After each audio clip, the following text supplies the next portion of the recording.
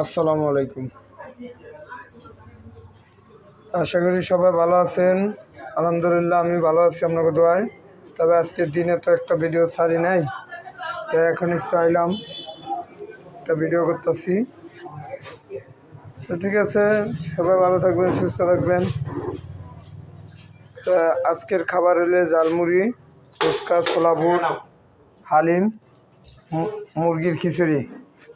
এই যে গরম খিচুড়ি, যারা খিচুড়ি খাবেন তারা চলে আসেন পশ্চিমবঙ্গপুর বাজারে। এই যে খিচুড়িতে ধোয়ারে এখনো গরম খিচুড়ি হবে রেঞ্জান্সি। সবাই চলে আসবেন আলমবাই দোকানে। এইদিকে হালিম আছে, গরম হালিম। এইদিকে ছোলা বুট আছে গরম গরম।